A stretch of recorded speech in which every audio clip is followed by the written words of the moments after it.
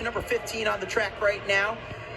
We're just over midway through our miling portion at the David Henry Valentine Invitational from Boston University. Carson Gabbaro and Phil Grove going to be taking you up for around the next 6 hours. Still plenty of exciting action to come, Phil. Carson, one thing you just mentioned about didn't lose composure, and I'm certain that's something that the coaches here, whether it's D1, D2, D3, JUCO, NAIA, professional runners, that just, an athlete after the race, things don't go as planned. It's like, hey, just stay with the program, stay with the process. We run the workouts that get you to that point. Just go out there and execute. Stuff doesn't always go according to plan because you got a dozen other athletes in the oval with you. And I actually got the chance, Phil, to catch up with one of our runners who got bumped off the track of the 800, Tommy Hunt from Providence College. He had tried a different strategy than he was used to, going out hard versus his typical sitting and kicking style. And though he was not pleased with the result of getting bumped off the track, he knows that he's at a great distance program, still with plenty more chances to prove and adjust to the collegiate lifestyle and try new strategies again. All right, this is heat number 15 of 27 miles. We have 13 3Ks and 10 5Ks. As leading the way from Fordham, that is Sean Reedy.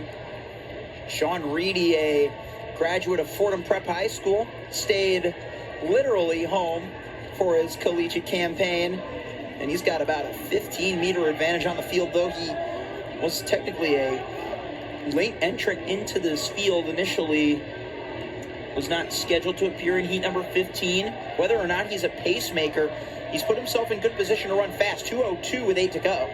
800, that is. All right, and back in the field, Georgia Tech's Billy Carlton in the number 2 spot with some open track to make up. See a couple members of the Youngstown State Penguins. Actually, it looks like 3 from the Horizon League, which also includes Oakland out of Michigan. So those 2 schools are primed to meet again in the indoor championships. I know Youngstown State in their big 300 oval at the Watts Center, Watts and Tressel Training Center.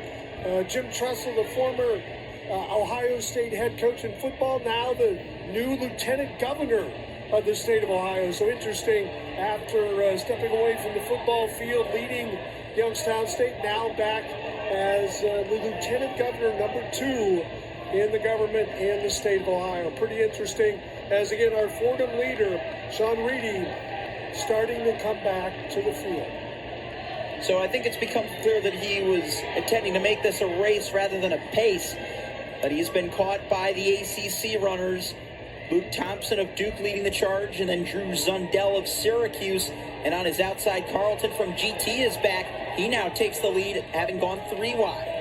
Speaking of Luke Thompson from Duke, now in the number 2 position, scheduled to run both the mile and the 3K. Is that double possible with the 3K right on the heels of the completion of 27 heats of the mile with our leader, Drew Zundell from Syracuse, and also the great state of West Virginia as a high schooler. Oh, Thompson got caught up there with George Keene of UPenn, who surges now ahead of Carlton, having captured some of that momentum with that initial pass. Only Zundell to catch. Zundell, part of the great university high school program out of Morgantown, West Virginia.